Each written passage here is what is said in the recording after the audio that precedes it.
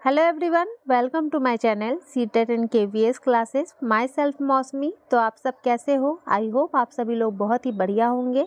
तो चलिए आज की क्लास को शुरू करते हैं। तो हम लोग एनसीईआरटी हिस्ट्री जो है उसके कुछ इंपॉर्टेंट टॉपिक को डिस्कस कर रहे थे जो आपके एमपी टेट वर्ड 2 के सिलेबस में दिया गया है या आपके DSSS के एग्जाम में पूछा जाता है। ये सारे जो भी टॉपिक आपको करवाए जा रहे हैं ये बहुत ही ज़्यादा इंपॉर्टेंट है, क्योंकि ऐसा नहीं है ये आपके सिर्फ DSSS या एमपी टेट के ही एग्जाम में पूछे जाएंगे। ये आपके हर टीचिंग एग्जाम में इन सारे टॉपिक से क्वेश्चन देखने को मिलते ही है। तो हम लोगों ने इससे पहले की क्लास में मौर्य साम्राज्य के बारे में पढ़ा था, चंद्रगुप्त मौर्य के बारे में, बिंदुसार के बारे में, और साथ ही हमने अशोक के बारे में और अशोक के अभिलेख और उन अभिलेखों में जो वर्णित विषय है, यानी जिस विषय के बारे में उन सारे अभिलेखों में कहा गया है उसके बारे में हमने पढ़ा था। तो जिसने भी उस क्लासेस को नहीं देखी है वो लोग प्लेलिस्ट में जा कर के वीडियो को देख सकते हैं, और जो भी चैनल से नए जुड़े हैं वो लोग चैनल को सब्सक्राइब जरूर कर लीजिएगा।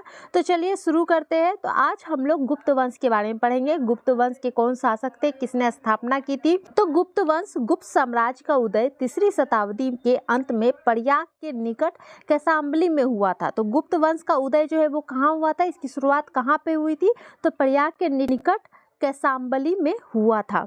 गुप्त वंश के संस्थापक श्री गुप्त था, यानी गुप्त वंश की स्थापना किसने की थी? स्थापना अगर पूछता है उसके संस्थापक कौन है, उस गुप्त वंश की स्थापना किसने की? तो श्री गुप्त ने की थी।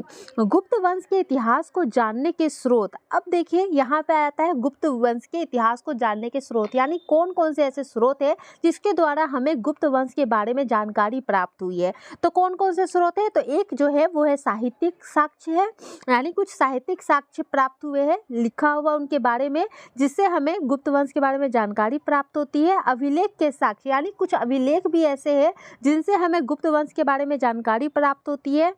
और विदेशी यात्रियों के विवरण, यानी कि कुछ विदेशी यात्री, जो भी विदेशी यात्री भारत आए थे उन्होंने भी गुप्त वंश के बारे में कुछ अपने पुस्तक में लिखी है, उसके द्वारा भी हमें, उनके विवरण के द्वारा भी हमें गुप्त वंश के बारे में जानकारी प्राप्त होती है। अब यहाँ देखिए साहित्यिक स्रोत। अब ये जो साहित्यिक स्रोत है जिससे हमें जानकारी प्राप्त हो रही है उसमें क्या क्या आ जाता है? तो वायु पुराण है, मत्स्य पुराण है, कालिदास की रचनाएं और मुद्रा राक्षस, इसकी रचना किसने की है? तो विशाखा दत्त ने की है। क्लियर है? तो इन सारे जो साहित्यिक है, इन सारे साहित्यिक स्रोतों के द्वारा हमें जो है गुप्त वंश के बारे में जानकारी प्राप्त होती है। अब यहाँ देखिए बोध ग्रंथ, आर्य हो गया, मंजूश्री हो गया, मूल कप हो गया, इन सभी चीजों के द्वारा क्या होता है, हमें गुप्त वंश के बारे में जानकारी प्राप्त होती है। अब यहाँ विदेशियों का विवरण। अब विदेशी की कौन कौन विदेशी यात्री थे जिनके द्वारा हमें गुप्त वंश के बारे में जानकारी होती है? तो फाहियान के द्वारा, हेनसांग के द्वारा और अलबरूनी के द्वारा। इन्होंने अपने पुस्तक में इन्होंने गुप्त वंश के बारे में कुछ जानकारियाँ, कुछ विवरण जो है, कुछ व्याख्या जो है वो की है। अब देखिए श्रीगुप्त, गुप्त वंश के संस्थापक जो है वो कौन थे? तो श्रीगुप्त को माना जाता है इसने 240 ईस्वी में गुप्त वंश की स्थापना की और 240 ईस्वी से 280 ईस्वी तक शासन किया है। गुप्त वंश के संस्थापक किसे माना जाता है? तो श्रीगुप्त को। जहां आपका नाम गुप्त वंश आ जाए तो याद रखिएगा श्रीगुप्त, यानी नाम के आगे क्या लगता है? पहले श्री लगता है। तो जहाँ पे श्री लग जाए यानी सबसे पहले संस्थापक कौन थे? तो श्रीगुप्त थे, और इसने 240 ईस्वी में गुप्त वंश की स्थापना की थी। गुप्त वंश की स्थापना जो है वो कब हुई थी? तो 240 ईस्वी में गुप्त वंश की स्थापना हुई। और इसने शासन कब से कब तक किया? तो स्थापना तो 240 में हुई थी और 280 तक इन्होंने शासन किया था। इसने महाराजा की उपाधि धारण की थी। श्रीगुप्त जो थे उसने किस चीज की उपाधि धारण की? तो महाराजा की उपाधि जो है उन्होंने धारण की थी। अब यहाँ देखिए घटोत्कच। अब श्रीगुप्त के बाद कौन गुप्त वंश के शासक बने? तो श्रीगुप्त के बाद उसका पुत्र घटोत्कच जो है उसका उत्तराधिकारी बना, यानी गुप्त वंश का शासक बना। घटोत्कच कौन था? तो श्रीगुप्त का पुत्र था, और इस श्रीगुप्त के मृत्यु के बाद जो है गुप्त वंश के संस्थापक घटोत्कच ही बने थे, उसका उत्तराधिकारी बना और इसने महाराजा की उपाधि धारण की। श्रीगुप्त ने भी महाराजा की उपाधि धारण की थी, और घटोत्कच जो थे यानी कि जो श्रीगुप्त के पुत्र थे उसने भी महाराजा की उपाधि धारण की थी। नेक्स्ट देखिए, यहाँ देखिए चंद्रगुप्त प्रथम। चंद्रगुप्त प्रथम गुप्त वंश के प्रथम महान सम्राट था। इसने महाराजा धीराज की उपाधि धारण की थी। अब घटोत्कच जो थे सबसे पहले कौन थे? तो श्रीगुप्त थे। उसके बाद कौन आए तो घटोत्कच। उसके बाद कौन आया गुप्त वंश का संस्थापक, तो चंद्रगुप्त प्रथम आया है। कौन आया है? चंद्रगुप्त प्रथम आया है। गुप्त वंश का प्रथम महान सम्राट था। अब ये जो चंद्रगुप्त प्रथम था ये गुप्त वंश का महान सम्राट था, यानी इन्होंने बहुत सारी उपाधियां धारण की थी, बहुत से ऐसे काम किए थे जिसके कारण ये जो है महान सम्राट जाने जाते हैं। और चंद्रगुप्त प्रथम ही थे जिन्होंने महाराज धीराज की उपाधि धारण की थी। 320 ईस्वी में गद्दी पे बैठे थे। चंद्रगुप्त प्रथम का विवाह जो है वो लिच्छवी वंश की राजकुमारी कुमार देवी से हुआ था। तो ये भी पूछा जाता है चंद्रगुप्त प्रथम जो है उसका विवाह किससे हुआ था, तो लिच्छवी वंश की राजकुमारी कुमार देवी से हुआ था। गुप्त सावंत की शुरुआत चंद्रगुप्त प्रथम ने 319 ईस्वी में की है। गुप्त सावंत की शुरुआत किसने की है, तो चंद्रगुप्त प्रथम ने। कब की है? 319 ईस्वी में की है। 320 में ये गद्दी पे बैठे थे और गुप्त सावंत की शुरुआत कब की थी, तो 319 में इन्होंने कर चुके थे। नेक्स्ट देखिए समुद्रगुप्त। अब चंद्रगुप्त प्रथम के बाद कौन आता है, तो समुद्रगुप्त आता है। यानी चंद्रगुप्त प्रथम का उत्तराधिकारी कौन हुआ था, तो समुद्रगुप्त हुआ था जो 335 ईस्वी में गद्दी पर बैठा था। चंद्रगुप्त प्रथम जो था वो प्रथम महान सम्राट था जिसने बहुत सारी उपाधियां धारण की, बहुत कुछ किया, महान सम्राट कहलाए। उसके बाद उनका ही पुत्र उनका उत्तराधिकारी बना यानी समुद्रगुप्त। चंद्रगुप्त प्रथम के बाद किनका नाम आता है, तो समुद्रगुप्त का नाम आता है। तो 335 ईस्वी में गद्दी पे बैठा। यह कुमार देवी का पुत्र था। किसका पुत्र था? कुमार देवी का पुत्र था। और इनके पिता कौन थे, तो चंद्रगुप्त प्रथम थे। अपने आप को लिच्छवी दोहित्र कहता था। अब ये जो क्या कहते थे, तो लिच्छवी दोहित्र कहते थे। क्यों कहते थे लिच्छवी दोहित्र? इसका मतलब क्या होता है, तो लिच्छवी की बेटी का वेद। इसका मतलब क्या होता है लिच्छवी दोहित्र का? लिच्छवी की बेटी का वेद, यानी लिच्छवी की जो बेटी थी, कौन थी लिच्छवी की बेटी, तो कुमार देवी, ये लिच्छवी की बेटी थी और उसका वेद यानी कि उसका पुत्र। नेक्स्ट देखिए समुद्र की नीतियां आक्रामक तथा विस्तारवादी थी। अब समुद्रगुप्त की जो नीतियां थी वो कैसी थी, तो वो आक्रामक और विस्तारवादी थी। इन्होंने आर्यवर्त यानी कि उत्तर भारत के 9 राज्यों को जीतकर अपने साम्राज्य में मिला लिया। इन्होंने उत्तर भारत के जो 9 राज्य थे उसको जीत के अपने साम्राज्य में मिला लिया, जबकि दक्षिणावर्त यानी दक्षिण भारत के राज्यों को पराजित कर दिया।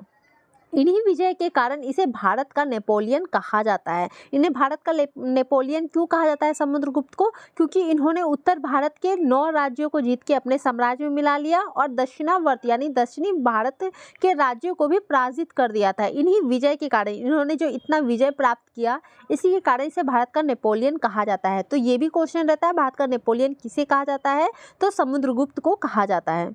नेक्स्ट देखिए समुद्रगुप्त के दरबारी कवि हरिसेन थे जिन्होंने इलाहाबाद परिस्थिति की रचना की थी। अब समुद्रगुप्त के दरबारी कवि कौन थे, तो हरिसेन थे। इन्होंने क्या किया था, इलाहाबाद परिस्थिति की रचना की थी। अब ये भी क्वेश्चन रह सकता है कि इलाहाबाद परिस्थिति की रचना जो है किसने की थी, तो हरिसेन ने की थी। हरिसेन कौन थे, तो समुद्रगुप्त के दरबारी कवि थे।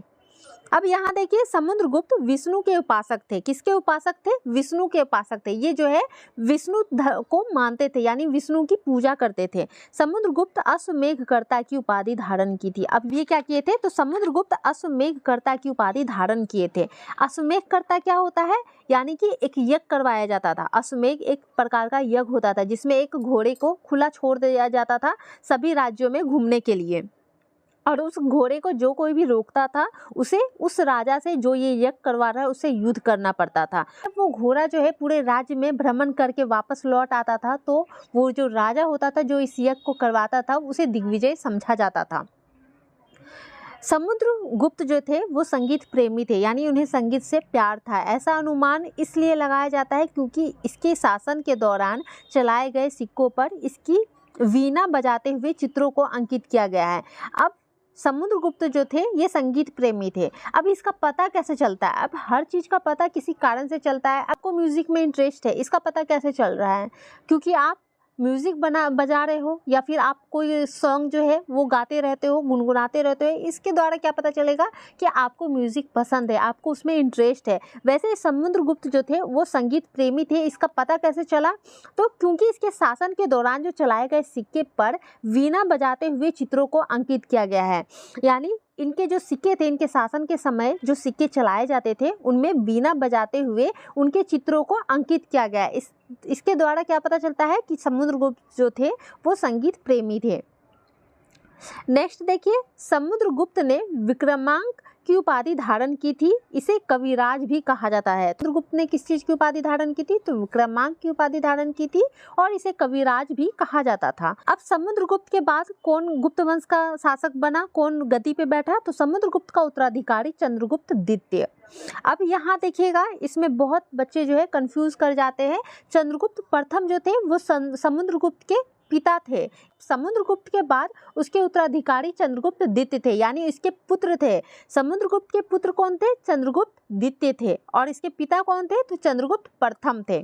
समुद्रगुप्त का उत्तराधिकारी चंद्रगुप्त द्वितीय हुआ जो 380 ईस्वी में राजगद्दी पर बैठा। अब समुद्रगुप्त के बाद कौन राजगद्दी पे बैठा? तो उसका पुत्र चंद्रगुप्त द्वितीय बैठा जो 380 ईस्वी में राजगद्दी पे बैठा था। चंद्रगुप्त द्वितीय ने मालवा व गुजरात में शक शासकों को पराजित किया और शक विजय के उपलक्ष्य में विक्रमादित्य की उपाधि धारण की। अब यहाँ देखिए, चंद्रगुप्त द्वितीय जो थे इन्होंने विक्रमादित्य की उपाधि धारण की थी। इन सारे उपाधियों को याद रखिएगा कि किस उपाधि को धारण किए हैं। तो चंद्रगुप्त द्वितीय ने मालवा और गुजरात में शक शासकों को पराजित किया। किस शासकों को पराजित किया? तो शक शासकों को पराजित किया। कहाँ? मालवा व गुजरात में। और शक विजय के उपलक्ष्य में, यानी शकों पर विजय के उपलक्ष्य में, शकों को हराने के उपलक्ष्य में इन्हें विक्रमादित्य की उपाधि धारण की है। नेक्स्ट देखिए, यह गुप्त साम्राज्य का पहला शासक था जिसने शकों पर विजय के उपलक्ष्य में चांदी के सिक्के चलाए। अब ये गुप्त साम्राज्य का पहला ऐसा शासक बना जो शकों पर विजय के उपलक्ष्य में चांदी के सिक्के चलाए थे। इन्होंने शकों पर विजय के उपलक्ष्य में विक्रमादित्य की उपाधि भी धारण की थी और साथ ही इन्होंने इस विजय के उपलक्ष्य में चांदी के सिक्के भी चलाए थे। चंद्रगुप्त द्वितीय के महरौली लौह स्तंभ से ज्ञात होता है कि इसने बंगाल पर भी विजय प्राप्त की थी। अब चंद्रगुप्त द्वितीय जो है उसके महरौली लौह स्तंभ जो है उससे क्या ज्ञात होता है कि इन्होंने बंगाल पर भी विजय प्राप्त की थी। अब ये महरौली लौह स्तंभ क्या है? तो यह लौह स्तंभ दिल्ली के कुतुब मीनार के पास स्थित है। आप लोग बहुत लोग गए होंगे, दिल्ली के कुतुब मीनार में घूमने गए होंगे। वहाँ पे स्थित एक लौह स्तंभ है जिसमें लोहे की मात्रा जो है वो 98% है। इसकी खासियत यही है कि इसमें अभी तक कोई भी जंग जो है वो नहीं लगा है। इससे कैसे पता चलता है कि इन्होंने बंगाल पर विजय प्राप्त की थी? तो उस लौह स्तंभ जो है उसमें बहुत सारे चीज जो है उस लौह स्तंभ पे लिखे गए हैं। उन लिखावटों के द्वारा, उनमें जो लिखा गया है उसके द्वारा पता चलता है कि बंगाल पर भी इन्होंने विजय जो है वो प्राप्त की थी। देखिए, चंद्रगुप्त द्वितीय के समय ही चीनी यात्री फाहियान जो है वो भारत आए थे। तो चीनी यात्री फाहियान जो है वो भारत कब आए थे? तो चंद्रगुप्त द्वितीय जो है उसके शासन के समय ही ये जो है भारत आए थे। चंद्रगुप्त द्वितीय के दरबार में 9 विद्वान रहते थे जिन्हें नवरत्न कहा जाता था। अब चंद्रगुप्त द्वितीय ही थे जिनके दरबार में 9 विद्वान रहते थे जिन्हें नवरत्न जो है वो कहा जाता था। वो कौन कौन थे? तो यहाँ देखिए, धन्वंतरी यानी आयुर्वेद के ज्ञानी, जो धन्वंतरी होते थे, ये सारे विद्वानों का नाम है। जो विद्वान 9 विद्वान है जो रहते थे उन विद्वानों का नाम है। तो धन्वंतरी आयुर्वेद के ज्ञानी थे। छपनक विद्वान नीति के से परिपूर्ण थे। छपनक विद्वान तथा नीतियों से परिपूर्ण थे। शंकु ज्योतिष विद्या से परिपूर्ण थे, यानी इन्हें पूरी तरीके से ज्योतिष विद्या जो है वो प्राप्त थी। किसे ज्योतिष विद्या प्राप्त थी? तो शंकु को प्राप्त थी। बेताल भट्ट, इसी तांत्रिक विद्या के ज्ञानी थे। कैसे नाम याद रहेगा? वेताल। देखिए, नाम में ही पता चल रहा है कि वेताल भट्ट यानी कि तांत्रिक विद्या ही हो सकता है। घट पर कवि वर रुचि व्याकरण के ज्ञानी थे। अमर सिंह कोशाकार से संबंधित थे। ब्रह्म मिहिर जो थे वो खगोल वैज्ञानिक थे और कालिदास जो थे वो संस्कृति के महाकवि थे। तो इन्हें याद रखिएगा। देखिए, तो कुमारगुप्त प्रथम। अब चंद्रगुप्त द्वितीय के बाद अगला शासक जो है गुप्त वंश का वो कौन बना था? तो कुमारगुप्त प्रथम जो है वो बना था। अब इसे गोविंद गुप्त भी कह सकते हैं, चाहे तो कुमारगुप्त या फिर गोविंद गुप्त। इसने नालंदा विश्वविद्यालय की स्थापना की थी। अब नालंदा विश्वविद्यालय की स्थापना किसने की थी? तो कुमारगुप्त प्रथम ने की थी। कुमारगुप्त के बाद अगला शासक यानी उसका उत्तराधिकारी जो है वो कौन बना? तो स्कंदगुप्त बना था। यानी कुमारगुप्त का पुत्र कौन था?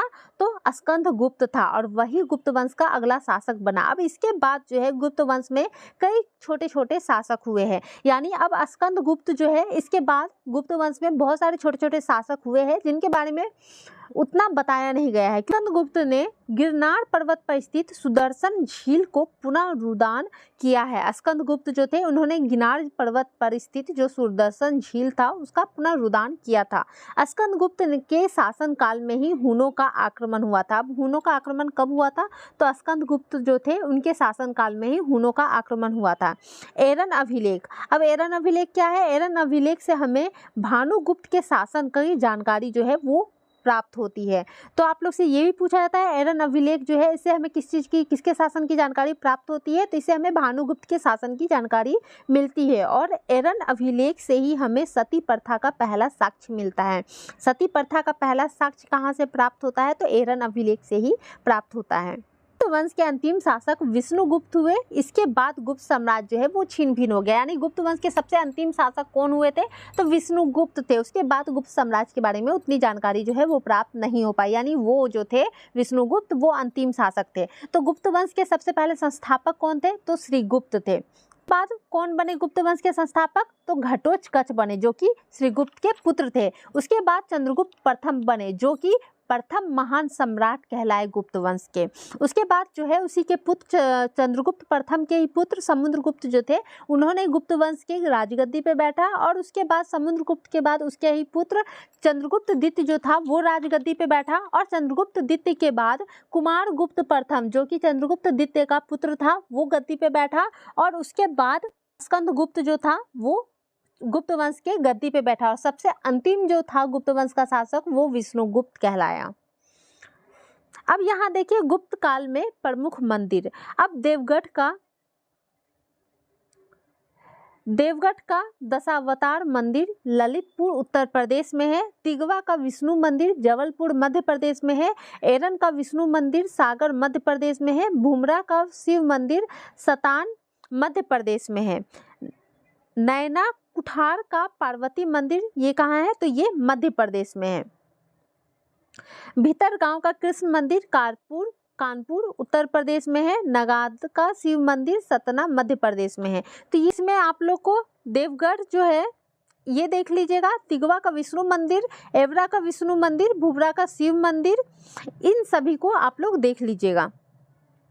अब यहाँ देखिए समाज एवं अर्थव्यवस्था। अब गुप्त वंश जो थे उसके समाज और उसकी अर्थव्यवस्था किस प्रकार थी? तो गुप्तकालीन समाज परंपरागत रूप से ब्राह्मण, क्षत्रिय, वैश्य और शूद्र 4 वर्गों में बटा था। गुप्त साम्राज्य जो था वो कैसा, किन 4 वर्गों में बटा था? तो ब्राह्मण, क्षत्रिय, वैश्य और शूद्र इन 4 वर्गों में बटा हुआ था।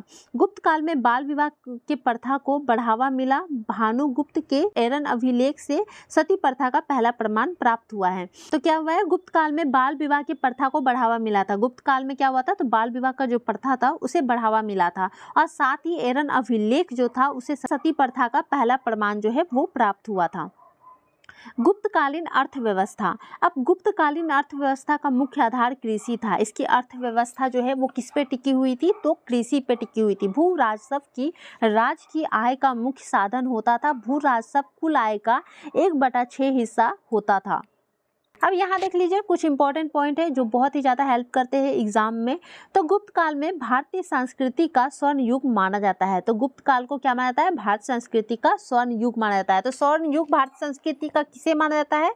तो गुप्त काल को माना जाता है। गुप्त काल में ही सती प्रथा और बाल विवाह का प्रथम उल्लेख मिलता है। सबसे पहला उल्लेख जो प्राप्त होता है सती प्रथा का या फिर बाल विवाह का वो किससे प्राप्त होता है? तो गुप्त काल से ही ये प्राप्त होता है। गुप्त साम्राज्य की सबसे बड़ी इकाई देश होती थी और देश का सर्वोच्च राजा होता था जिसे गोपना कहा जाता था। जो गुप्त साम्राज्य होते थे उसकी सबसे बड़ी इकाई जो होती थी वो क्या होती थी? गुप्त साम्राज्य जो होती थी, गुप्त साम्राज्य जो थी उसकी सबसे बड़ी इकाई जो होती थी वो क्या होती थी? तो वो देश होती थी। और देश का जो सर्वोच्च होता था वो राजा होता था जिसे गोपना कहा जाता था। और शासन का सबसे छोटी इकाई गांव थी। जो शासन होती थी उसकी सबसे छोटी इकाई क्या थी? तो गांव थी, जो ग्रामीण के अधीन होता था। ये जो गांव होता था ये किसके अधीन होता था? तो ये ग्रामीणों के अधीन होता था। अब गुप्त काल को स्वर्ण मुद्रा को दिनार कहा जाता है। गुप्त काल में जो स्वर्ण मुद्रा होती थी, जो सोने की मुद्राएं होती थी, उसे क्या कहा जाता था? तो उसे दिनार कहा जाता था। इस चीज को याद रखिएगा कि गुप्त काल में जो स्वर्ण मुद्राएं होती थी उसे क्या कहा जाता था, तो उसे दिनार कहा जाता था। गुप्त सम्राट वैष्णव धर्म के अनुयायी थे। अब जो गुप्त सम्राट होते थे वो लोग किस धर्म के अनुयायी थे, तो वैष्णव धर्म के अनुयायी थे। ये लोग जो थे ये विष्णु को ज़्यादा मानते थे तथा इन्होंने इसे राजधर्म बनाया। विष्णु वाहन गुरु गुप्तों का राज चिन्ह था। सम्राट जो थे वे वैष्णव धर्म के अनुयायी थे और इन्होंने इसे अपना राज धर्म बना लिया, यानी कि ये खुद ही इस धर्म को तो अपनाए थे, ये विष्णु के भक्त थे, इन्होंने वैष्णव धर्म को अपनाया और साथ ही इन्होंने इसे राज धर्म भी बना लिया, यानी अपने राज्य में इस धर्म को फैलाया कि हमारे साथ और सभी जो राज्य के लोग हैं वो लोग भी इस वैष्णव धर्म को अपनाए। विष्णु वाहन गुरूर जो थे वो गुप्तों का राज चिन्ह था। अब गुप्तों का राज चिन्ह क्या था, तो विष्णु वाहन गुरूर जो था वो गुप्तों का राज चिन्ह हुआ था। ये विष्णु भक्त थे, विष्णु धर्म को मानते थे, वैष्णव धर्म के ये अनुयायी थे। इन्होंने वैष्णव धर्म को खुद भी माना और अपने राज्यों में भी फैलाया कि हर कोई इस धर्म को अपनाए। और साथ ही इनके जो चिन्ह था, जो इन गुप्तों का राज चिन्ह होता था वो क्या था, तो वो विष्णु वाहन गुरूर जो थे वो इनके राज चिन्ह थे। नेक्स्ट देखिए, गुप्त काल में सिंचाई के लिए रहट और घंटी यंत्र का प्रयोग होता था। अब गुप्त काल में जो सिंचाई होती थी, कृषि जो होती थी, उसमें सिंचाई के लिए किसका उपयोग होता था, तो रहट और घंटी यंत्र का प्रयोग होता था। अब ये रहट और घंटी यंत्र क्या है, तो ये बिजली के द्वारा नहीं चलती थी, ऐसा नहीं है बिजली मोटर के द्वारा, उस समय इतनी फैसिलिटी नहीं थी कि बिजली के द्वारा जो है वो सिंचाई करवाई जाए। ये एक तरह का गोला सा चक्र टाइप का बना होता था जिसमें बाल्टियाँ लगी होती थी पानी उठाने के लिए और इसमें दो बेलों का उपयोग होता था ताकि वो इसे खींचे और एक ऊर्जा उत्पन्न होती थी जिससे ये जो चेन होती थी वो गोल गोल घूमती थी और सिंचाई के लिए इसके द्वारा पानी जो है वो बाहर खेतों में जाया करती थी। गुप्त काल की राजकीय भाषा जो थी वो प्राकृतिक थी। अब गुप्त काल की राजकीय भाषा कैसे थी, यानी वहाँ के जो राज्य होते थे वहाँ पे कौन सी भाषा बोली जाती थी, तो प्राकृत भाषा बोली जाती थी। गुप्त काल में चांदी के सिक्कों को रुपये का कहा जाता था। गुप्त काल का जो चांदी का सिक्का होता था उसको क्या कहा जाता था, तो रुपये का कहा जाता था। मंदिर बनाने की कला का जन्म गुप्त काल में ही हुआ था। अब मंदिर बनाने की जो कला थी, यानी इसकी जो शुरुआत है मंदिर बनाने की, इसकी कब से हुई थी, तो गुप्त काल से ही ये जो है कला इसकी शुरुआत हो चुकी थी। तो क्लियर है यहाँ तक। तो आज के लिए इतना ही। अगर वीडियो पसंद आई हो तो वीडियो को लाइक, शेयर और चैनल को सब्सक्राइब जरूर कर दीजिएगा। और कोई भी डाउट्स अगर आप लोग की रह गई हो तो आप लोग कमेंट्स में ज़रूर बताइएगा।